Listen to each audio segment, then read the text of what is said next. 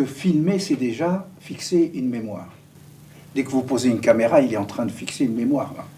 Ce qui s'est passé aujourd'hui, nos petits-enfants vont le regarder après et ils vont dire « Oh là là, qu'est-ce qu'ils étaient moches !» Donc c'est un lien naturel, le cinéma et la mémoire.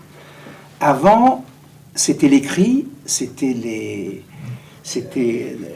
le visuel était réduit au peintre. Et à ce propos-là, moi j'ai toujours écrit que la conquête de l'Algérie s'est faite, la conquête, l'invasion. Ouais. D'un côté, les mots sont différents quand on les utilise. La conquête d'un côté, l'invasion de l'autre côté, c'est faite au son et au visuel des orientalistes. Ouais. Ça veut dire qu'Horace Vernet, il a été le reporter de guerre. C'était le premier reporter de guerre. Ils sont d'abord venus dans le ventre des bateaux qui ramenaient les soldats. Que ce soit lui, Bélanger, etc. Tous ces gens-là.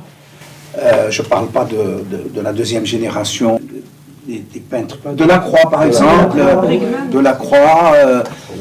Il y a cette génération seconde qui est venue, qui s'intéressait à l'Orient d'une manière différente. Mais les premiers, ils sont venus dans les bateaux et ils sortaient du bateau, ils plantaient leur chevalet et ils photographiaient, ils glorifiaient la conquête.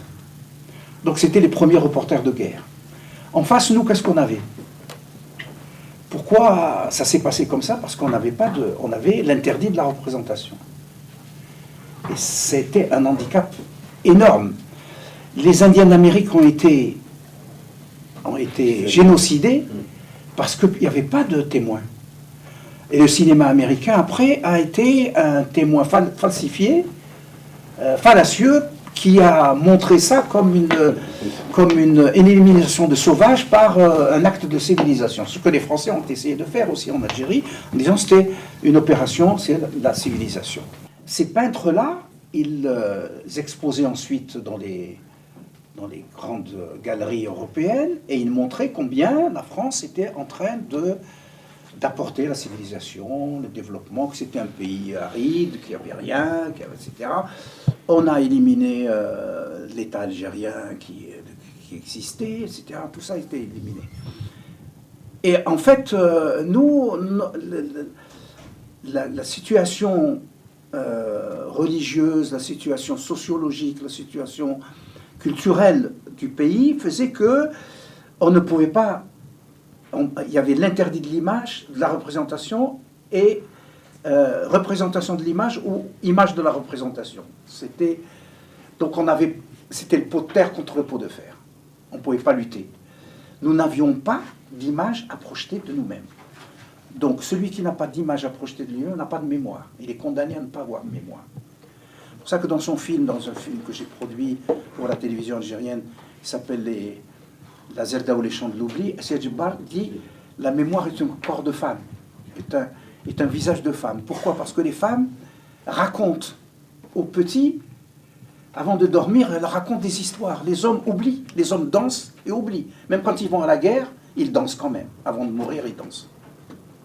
Donc, la seule transmission, c'était par les femmes. C'est vrai. C'est nos grands-mères qui nous ont raconté des histoires. Et qui disaient, quelques légendes de la colonisation. Ou alors, il y avait aussi, mais c'était oral. Ça aussi, l'abandon de l'écrit par rapport à l'oral, au dépend de l'abandon de l'écrit. Et le recours à l'oral a été important. Il y avait dans les villages la halqa, où quelqu'un venait, les gens l'entouraient. Ils l'entouraient pour mieux écouter, c'était un cercle qu'on faisait. Mais en même temps pour le protéger. Parce qu'il racontait des choses qui étaient liées à la mémoire. Il racontait des choses qui étaient subversives. Et on empêchait, on faisait comme un mur pour cette mascarade, cette maskhara. Il disait, ce que je raconte là, c'est pas sérieux, on rit. Mais en même temps, ils attaquaient le colonialisme. C'était les seuls qui étaient en mesure de dire des choses, ils ne pouvaient pas être pris. Donc il y avait ce côté théâtre primitif qui existait dans les souks, dans les réunions populaires, etc. Plus dans le monde rural que dans le monde urbain d'ailleurs. et qui était une forme de transmission, d'émancipation, de mouvement national qui est né avec l'étoile nord-africaine, etc., mais aussi avec les soldats qui sont partis au front en Europe pendant la Première Guerre mondiale et la Deuxième Guerre mondiale. Et là, à un moment où la France, le système colonial avait réussi à cloisonner les Algériens pour leur expliquer et les convaincre même des fois qu'à 50 km de là, c'était un autre bled. Bledi ou bledek. Bledi mchi bledek. Bledi khil bledek. On disait ça. Donc, et là, ils vont, un Oranais rencontre un Chaoui, rencontre quelqu'un de Tamanrasset, ils vont au combat ensemble, ils chantent ensemble, ils s'amusent ensemble, etc. Et ils s'aperçoivent qu'ils sont algériens. Et le sentiment national est aussi né de cela, mais de manière concomitante. Donc quand ils sont revenus de la guerre, c'est normal qu'ils disent « on veut l'indépendance de l'Algérie ». C'est la première fois qu'ils parlaient de l'Algérie comme nation, comme une unité, parce qu'ils se sont rencontrés. Et ils ont manifesté, c'est vrai, mais en même temps, on s'aperçoit que ce qui s'est passé en 1945, entre 40, 42, disons, en 42, et ça c'est Pervilliers qui le raconte, il le raconte très bien dans un livre sur mai 45, il échafaude une théorie selon laquelle, avec les bons de rationnement, vous savez qu'il était interdit aux Juifs de commercer, les Français ne voulaient pas prendre les bons de rationnement, donc c'était les Algériens qui avaient les bons de rationnement. Les boutiques des Algériens, mon père était commerçant, il avait des bons de rationnement, et donc il y a eu des fortunes qui se sont faites un peu. Sur cette base-là, et la deuxième raison par laquelle les fortunes se sont faites également, ce sont les surplus américains. C'est-à-dire les costumes, les cigarettes, les chocolats, etc. Les gens ont acheté des cafés. Ils ont, à Guelma, par exemple, des gens qui, les Régui, ont acheté un hôtel. Et ça, les pieds noirs n'ont pas supporté ça. Ils ne voulaient pas partager. C'est la caractéristique de cette population européenne qui vivait en Algérie, c'est qu'elle ne voulait pas partager.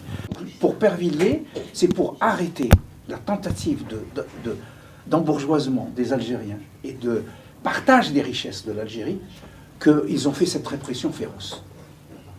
C'est-à-dire, par-delà les apparences, il y a quelque chose d'économique violent. Et à ce moment-là, avec également l'enrichissement, qu'est-ce qui est apparu? C'est là qu'on voit apparaître la première génération de peintres algériens. Khouja, Msli, ici un tout petit peu plus tard. Puis les écrivains, Dib, Kateb. Tout d'un coup, on voit apparaître des représentations, des projections de l'image de l'Algérie. Parce que quand vous projetez une image, même un tableau non figuratif, vous dites, ça c'est mon pays, mais je suis différent de l'autre. Si on me projette mon image différente de l'autre, j'ai le droit de vivre séparément de l'autre. Donc c'est là que réellement la culture a commencé à jouer un rôle déterminant dans la consolidation d'une image intro-déterminée, c'est-à-dire d'une image de l'Algérien par l'Algérien. Pas par emprunt, pas par délégation, etc.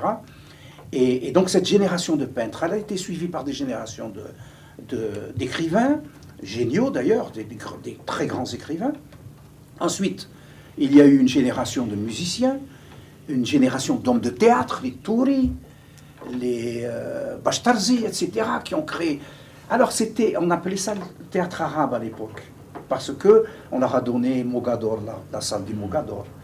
Et il y a des comédiens qui ont commencé à se former, les Hassan Hassani et tout ça, sont sortis de là. Ils parlaient en arabe. Puis peu à peu, ça a commencé après mai 45, à partir de la fin des années 40, à devenir un théâtre militant. C'était plus du théâtre arabe, mais du théâtre militant qui s'est déversé après dans la troupe du FLN et qui a après regroupé tous ces grands comédiens. On a vu la création de pièces comme Nos mères, Les enfants de la Casbah, par Nimraïs, etc. Et il y a eu une grande génération on parlait des comédiens, pourquoi ces grands comédiens comme Tahar Amel. La télévision en Algérie, plutôt, la télévision française, a été créée le 15 décembre, et ouverte le 15 décembre 1957. Elle répondait à quoi? Elle répondait au fait que les Français se sont aperçus que le FLN avait créé, après la vallée de la Soumam, après la réunion de la vallée de la Soumam, en 1956, août 1956, ils ont fait des recommandations pour une stratégie de communication.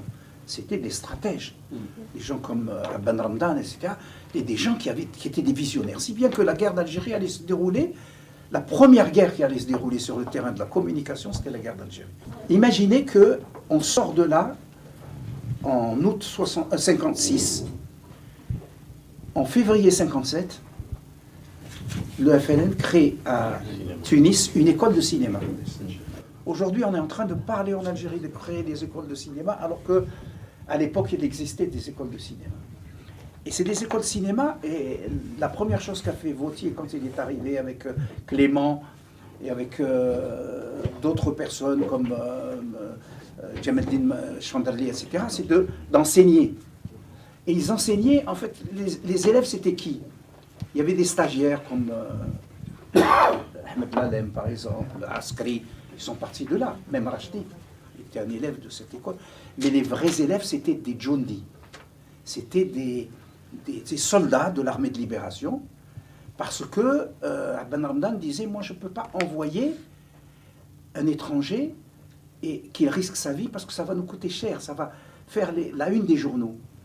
C'est sur cette base que j'ai prouvé dans mon livre Cinéma et guerre de libération que René Vautier n'a jamais franchi les frontières, n'a jamais tourné dans les maquis, jamais. Parce que c'était les deux seuls qui ont filmé, trois. Un Algérien, bien sûr, ça c'était Djemal Chandarli, qui est allé passer de la frontière une fois. Ensuite, il y a eu Labudovic, le Serbe, mais Labudovic et Pierre Clément. Mais la condition, c'était qu'ils rentrent dans l'armée de libération. Ils devenaient soldats, qui est une djendou. Ils portaient l'uniforme et ils signaient un papier comme quoi ils étaient des moudjahidines et qu'ils risquaient leur vie pour l'Algérie. Donc, Pierre Clément, par exemple, a eu un ordre de mission. On lui a permis d'aller filmer à l'intérieur. Il a été arrêté à ce moment-là. Que lorsqu'il est rentré dans l'armée. Donc voilà les conditions. Et ces Djoundi, ils franchissaient la frontière, et ce sont eux qui ont filmé l'explosion du train de Luanza. Ce sont eux. Ensuite, Vautier a utilisé ces vues-là. Les infirmières de la LN, etc. C'est pas lui qui les a filmées, c'est ses élèves. Bon, et c'est normal, c'est des archives collectives, tout le monde les utilise, c'est tout à fait normal. Il a fait son film avec ça. Les autres aussi ont utilisé ça. Le train de Luanza, on le voit partout, exploser, etc. Bon. Il y a également des images. Bon, ensuite, donc, il y a eu la production de films. À partir de 1957, avec le premier film qui a été fait, ça a été l'Algérie en flammes de Vautier, qui a été tourné et produit en coproduction avec la DEFA, c'est-à-dire l'Allemagne de l'Est. Monté en Allemagne de l'Est, développé en Allemagne de l'Est, etc. C'est le seul film d'ailleurs que Vautier a fait après. C'est Clément, Chandarli, c'est Hamina, etc. qui ont fait les autres films. Et donc, quand les Français ont vu que les Algériens investissaient le domaine du visuel, c'est-à-dire qu'ils... Vous savez, les premiers plans qui ont été montrés dans les télévisions américaines, à CBS exactement, ça a été les plans qu'a filmé Djemeldine Chandarli, qui est le vrai pionnier du cinéma algérien. Il avait été convoqué comme freelance, comme reporter freelance. Il avait son appareil photo et sa caméra 16 mm avec un petit magasin de 3 minutes, 4 minutes, pas plus. Des petites caméras Bellowell il est convoqué par le gouverneur général d'Algérie qui était Lacoste. C'était dans le Nord Constantinois lorsqu'il y a eu le massacre, la répression du Nord Constantinois avec Serot Youssef. Et donc il voulait montrer que c'était pacifié, etc. Donc tous les caméramans qui étaient, ils étaient convoqués pour venir. Lui, sur son chemin, qu'est-ce qu'il voit? il aperçoit, pendant qu'il y a les cérémonies, un avion qui lance du napalm. Il le filme, discrètement. Il prend la pellicule, il la cache, il la sort de son... C'était 1 minute et demie exactement. Il rentre à Tunis immédiatement, il prend des contacts, il rentre à Tunis, il crée le premier service photographique à Tunis, dans une rue qui s'appelait rue des Entrepreneurs. Et il commence à ramasser les photos, surtout les photos qui venaient des maquis, et faire des archives, c'est-à-dire de la mémoire. Il crée la mémoire visuelle de l'Algérie. Et il envoie les 90 secondes à son frère, Abdelkader Chanderli, qui était le représentant officiel du FLN à New York. Et il se trouvait qu'il était copain, comme cochon, avec John Kennedy. Donc John Kennedy le fait parvenir à travers Hearst, qui était le grand... Hearst, c'est le mania de la presse. Il avait CBS, il avait Life, il avait tout, il avait New York Times. Il fait projeter donc ces 90 secondes sur CBS. Ça a été un coup médiatique énorme, énorme. Ensuite, ils ont pris les vues ils ont fait une séance fin 1957 dans une émission qui était de talk show, une émission un peu, je ne sais pas ceux qui se souviennent de 5 colonnes à la une de la télévision française, c'était un peu comme cela. C'était un type qui s'appelait Eric Hampton, je crois, de CBS, qui avait un programme très célèbre de discussion sur les événements politiques de l'Est. Donc il projette l'explosion du train de Louenza. Vous imaginez la télévision à l'époque, elle est l'avènement de la télévision à l'échelle internationale, c'est 1957. Avant, on peut dire qu'en 57, par exemple, il y avait 1 foyer sur 100 en France qui avait la télévision. Aux États-Unis, c'était déjà 60 foyers sur 100. Donc aux États-Unis, c'était déjà un impact très important.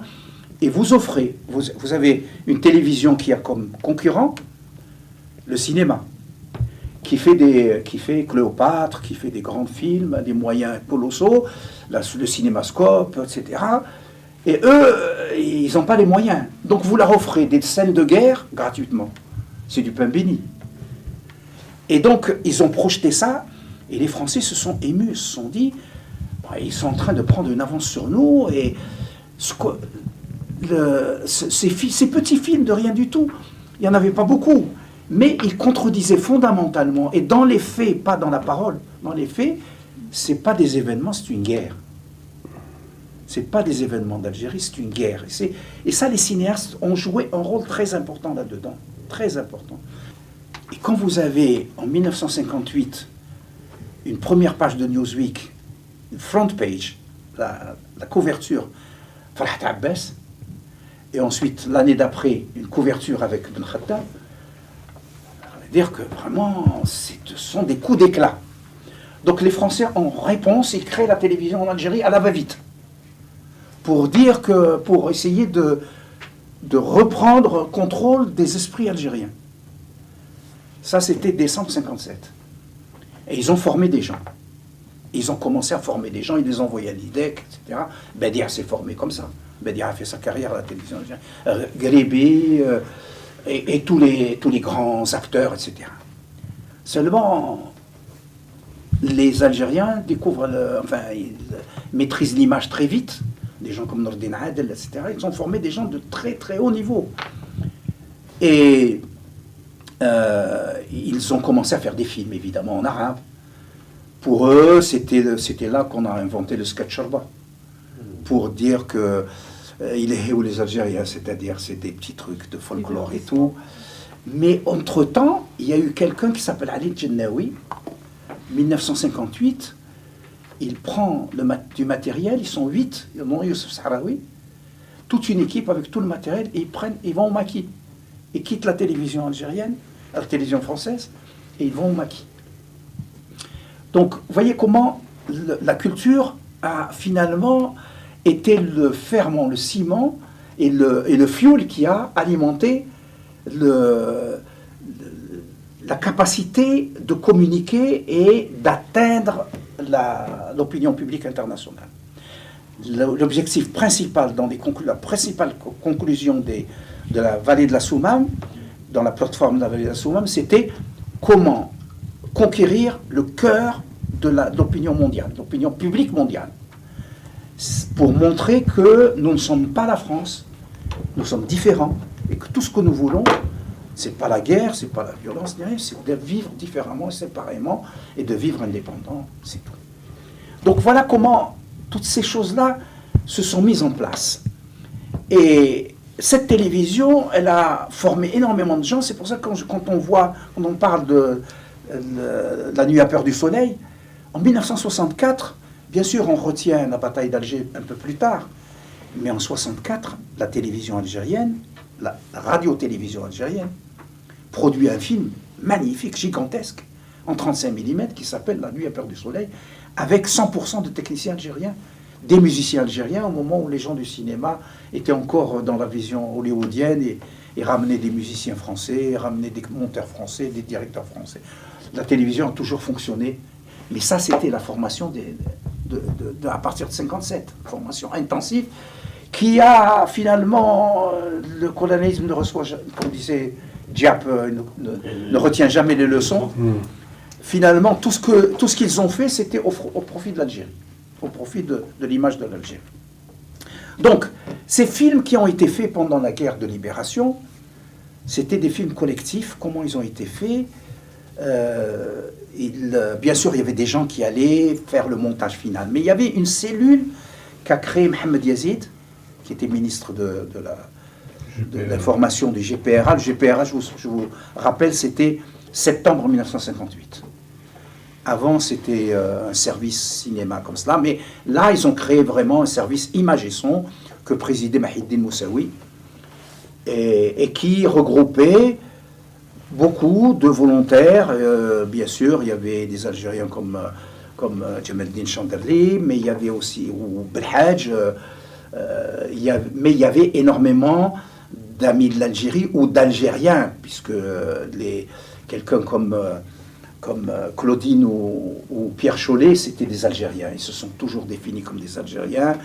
Serge Michel également, le grand Serge Michel, qui était le conseiller de Bouloumomba plus tard, qui a lu le commentaire de Yasmina et de Jazeiruna, etc. Et il y en avait d'autres, donc, qui étaient là, qui concevaient les scénarios, qui ramassaient les archives, etc. Et ensuite, il y en avait qui signaient, parce qu'on savait dans le cinéma mondial que une œuvre qui n'est pas signée par un réalisateur, elle devient une œuvre de propagande. Donc, il faisait signer. Voilà, maintenant, on dit le film de Chanderli et de Lakhtar Hamina, mais en réalité, c'était des films collectifs. Voilà.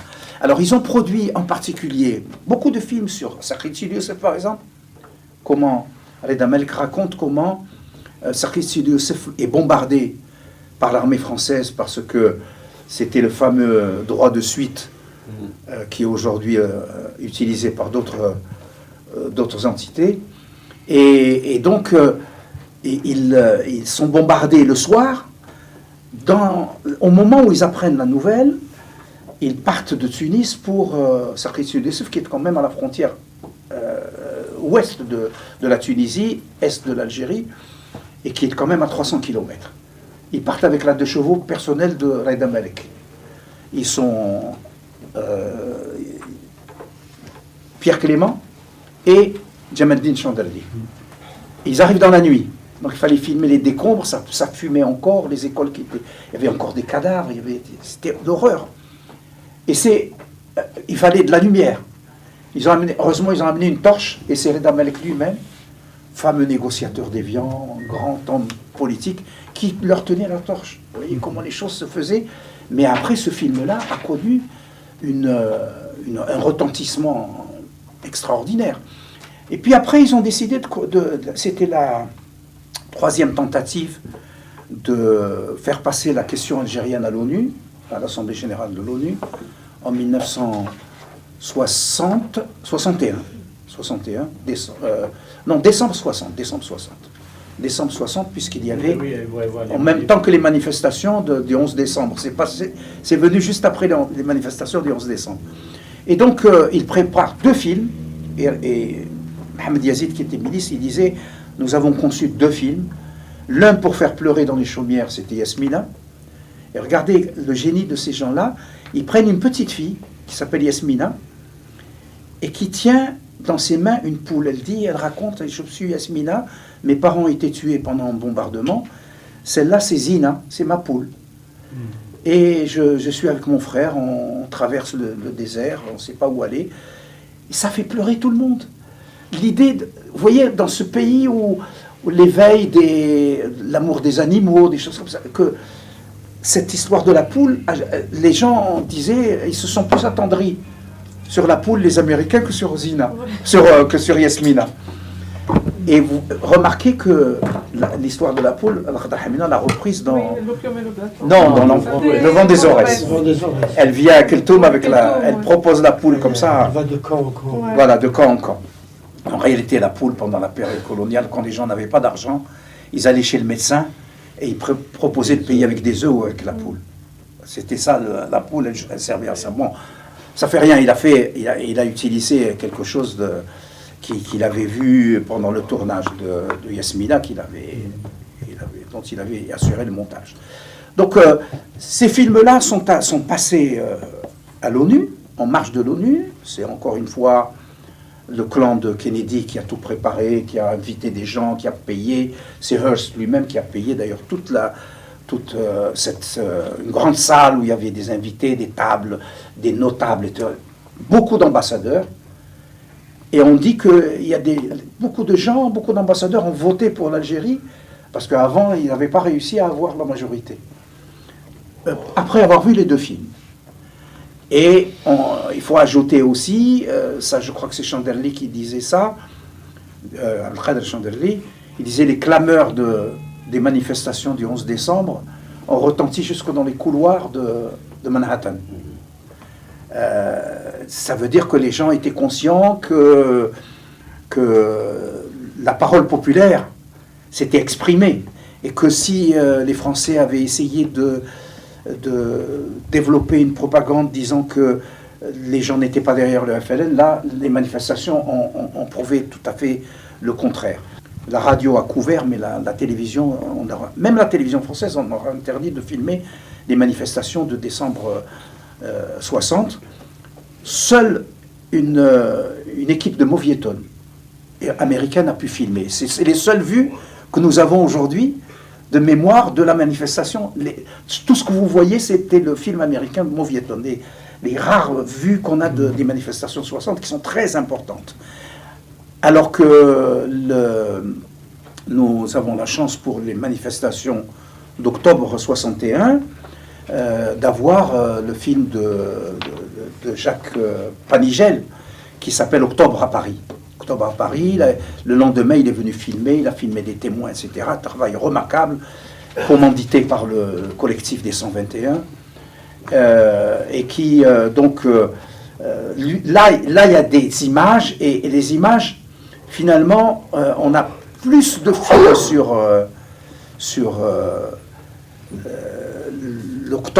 octobre 1961 que sur décembre 1960. Parce qu'il y a très peu de vues. Alors que les autres, tout le monde a utilisé les vues de Panigel. Ça a été un database très important qui a servi à énormément de cinéastes, dont les cinéastes de 2e génération, 3e génération en France, qui ont fait énormément de courts-métrages, Mehdi El-Alaoui, etc. Je crois que même Ali Akika, etc. Ils ont fait des films sur mai 45, et sur octobre 61. Et ça rentre dans la mémoire collective, croisée. Énormément de cinéastes français après qui se sont emparés d'octobre 61 parce que il y a ce film de Tasman. On a essayé de gommer toutes les images, de ne pas montrer, puis finalement les images sont sorties. Il y a une image en particulier que vous avez dû voir dans beaucoup de films d'archives, de Stora, etc. C'est ces militaires qui tirent sur 55. 55. C'est Nord Constantine. Pardon? Devant Devant la tente, voilà. Et il le tire pour que son caméraman le filme bien. Voilà. Et ça, c'était quelqu'un qui s'appelait Chassaigne, Michel Chassaigne, qui a filmé ça, qui était un pied noir, et qui était travaillé pour Gaumont et pour Mauvietton. Et il a filmé, il a envoyé les images, elles ont été montrées. Tout de suite, ce sont des images manipulées, Chassaigne écrit un article dans France Soir, et il dit « Non, non, moi je suis pour l'Algérie française, j'ai filmé ce que j'ai vu, c'est tout. » Et comment les images peuvent être détournées? C'est-à-dire dans la mémoire, le détournement d'images, l'utilisation d'images comme cela pour servir à un autre discours est très important. Nous avons renouvelé l'expérience dans un film que j'ai produit avec Azedine Metour qui s'appelle « Combien je vous aime ». « Combien je vous aime », il a été produit en 1985-84. Ça a pris du temps pour le faire parce que c'était un travail colossal. Son idée, c'était de raconter l'appareil politique colonial en partant des officiers français jusqu'à De Gaulle. De Gaulle était ridiculisé dans le film, évidemment. L'Aloula, le texte c'était l'Aloula. Mais dans l'image, l'image après on parle du texte. Dans l'image,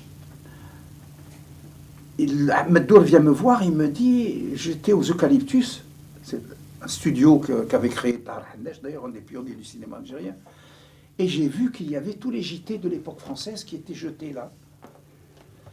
Ça veut dire tous les jours, de décembre 57 à 62. Même octobre 62, puisque la télévision est devenue algérienne le 28 octobre 62. Les JT, ça veut dire qu'on en avait 365 par année, multiplié par 5 années. Vous imaginez ce que ça fait? Ils étaient jetés aux eucalyptus. Enfin, pas jetés vraiment, mais entreposés. Personne ne s'intéressait à ça. Et c'était tourné même pas en inversible, c'était tourné en kinéscope. C'était du 16 mm, format 16 mm, sans dents. C'était un format spécial. Donc, il a commencé à visionner. Il m'a demandé 2 tables de montage. Je lui ai donné 2 tables de montage. Et il a commencé à visionner. Et c'était des trésors, parce qu'il y avait des interviews de De Gaulle, des interviews de l'ouvrier, des interviews de... C'était fabuleux.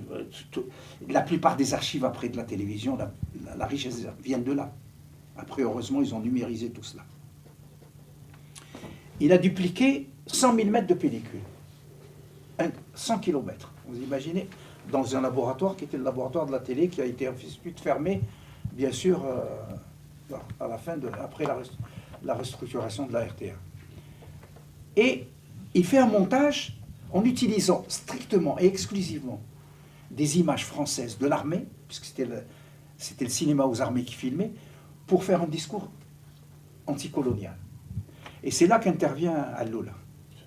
Il donne les images à Alloula, et Alloula développe un texte. Il n'y avait pas que Alloula. Bouzida jouait un rôle très important, parce que je me souviens, ils ont mis 8 mois à faire le commentaire. Et ils discutaient de chaque mot. Ils enregistraient, puis non, c'est pas bon, on recommence. Le travail d'orfèvre. Je me souviens, c'était comment développer une langue qui soit ni de l'arabe parlé, ni de l'arabe classique. La réussite. C'est la première expérience. Mais c'était la première fois qu'on travaillait en laboratoire, je dirais, sur la question de la langue. Et c'était un travail formidable. Il y a eu Yves Courrière, qui a fait ce film qui s'appelle La guerre d'Algérie, en 4 numéros, des heures et des heures, 12 heures je crois de durée, basé sur un livre également, sur des livres qui se vendaient un peu sous le manteau à l'époque, tu te souviens. L'avantage de... Bon, on a beaucoup décrié ce film, mais quand on revoit avec le temps, on s'aperçoit que c'est une banque d'une richesse incroyable, ça fourmille de renseignements. Il aurait été interdit. M. Abdelhamid me disait, j'ai proposé à Boumediene d'aller interviewer tous les chefs de la Révolution tant qu'ils étaient vivants, les Belkhedda, les Boudiaf, les Khidr, etc. Il lui a dit non, si tu fais ça, je te vire. Donc il voulait pas, c'était l'époque d'un seul héros, le peuple. Yves Courrière, il a parlé avec tout le monde. Tout le monde, y compris les gens des maquis. Il a parlé avec tous les gens, il avait eu des renseignements de première main.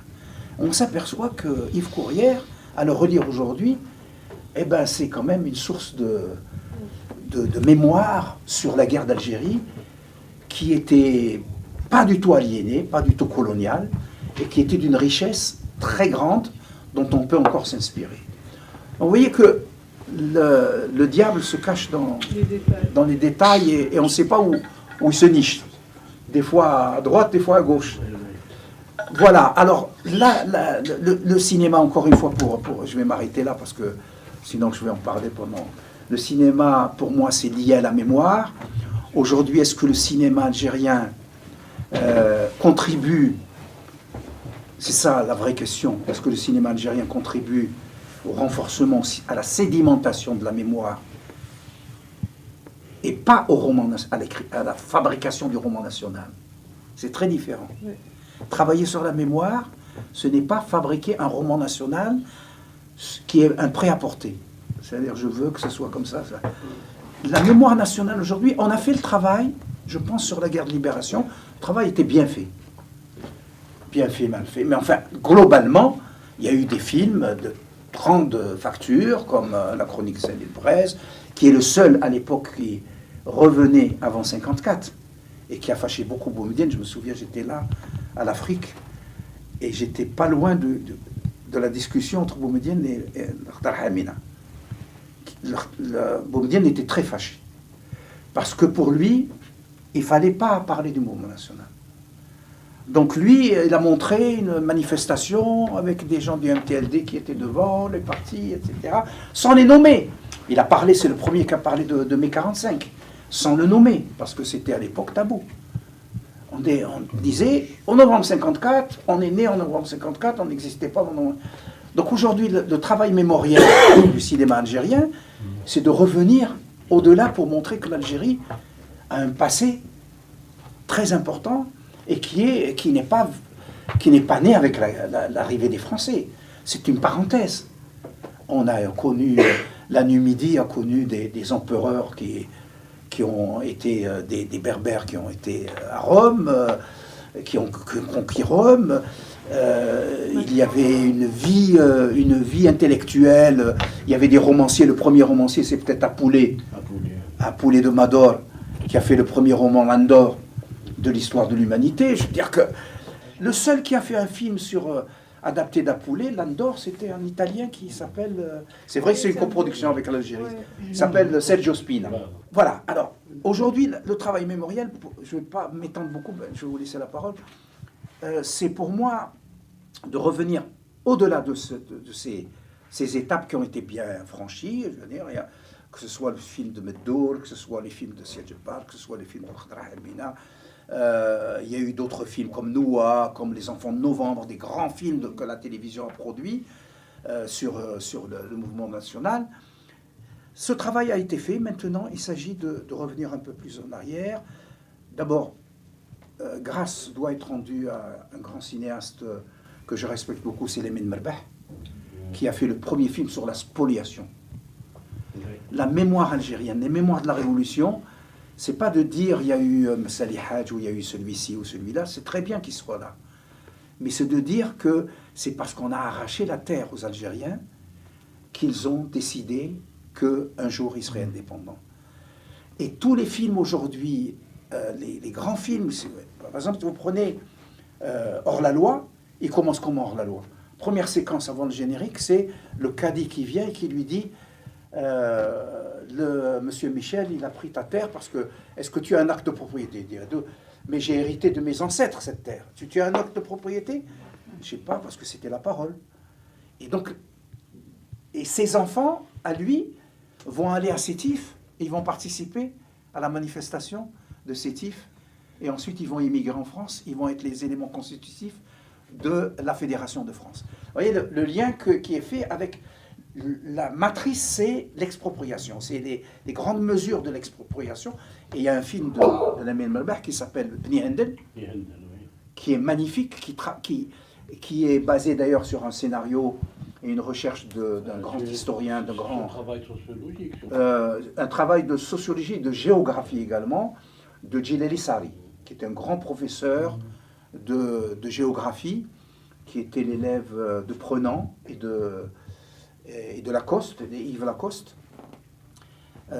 et qui donc, dans ce film, il montre ces personnes qui sont poussées vers le désert, vers les terres arides, à qui on a pris les terres, etc. Et cet exode rural, mais qui n'acceptent jamais de vendre leurs terres. Contrairement à certaines histoires nationales différentes.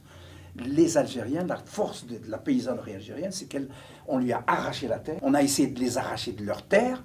Ils ont préféré devenir mécènes, c'est-à-dire travailler au 5e, cultiver leur propre terre au profit du colon, que de quitter la terre. Mais n'ont jamais vendu la terre. Personne n'a jamais vendu la terre. Et je rappelle aussi qu'en 1942, lorsque les pétainistes, qui étaient majoritaires en Algérie, ont abrogé le décret Crémieux, ils ont demandé aux musulmans d'acheter les biens des Juifs. Badis, un texte commun disant, l'un disait, celui qui achètera les biens des Juifs ira en enfer. Et l'autre disait, celui-là, on a à l'œil. Donc il y avait le châtiment terrestre et céleste en même temps. Et donc ça, c'est une réalité historique, c'est dans l'histoire. Donc, après, moi j'étais content de voir La Dernière Reine. On peut penser ce qu'on veut de La Dernière Reine, mais enfin, on parle d'une époque de l'arrivée des Ottomans en Algérie, dont on parle jamais, et on montre également que il y avait des costumes, il y avait des gens. Alger était une ville riche. On a montré également qu'à Alger, on parlait plusieurs langues. On parlait le grec, on parlait l'italien, on parlait le berbère, on parlait l'arabe, on parlait énormément de langues. On parlait l'espagnol, on parlait le catalan, on parlait le turc. Voilà, donc pour moi, la mémoire aujourd'hui, cultiver la mémoire, c'est revenir à des temps anciens.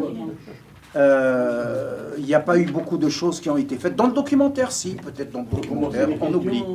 Il y a des films sur Tinidan, il y a aussi le film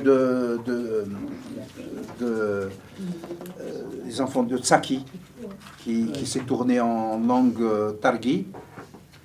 Il y a aussi, comme dans la mémoire, le retour à des films en langue amazigh,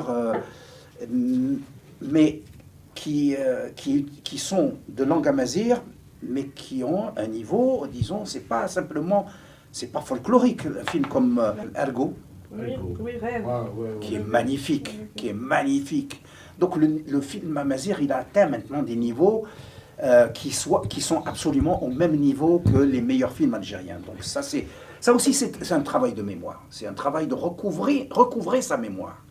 On recouvre peut-être son indépendance, mais la mémoire, c'est quand même autre chose. Voilà,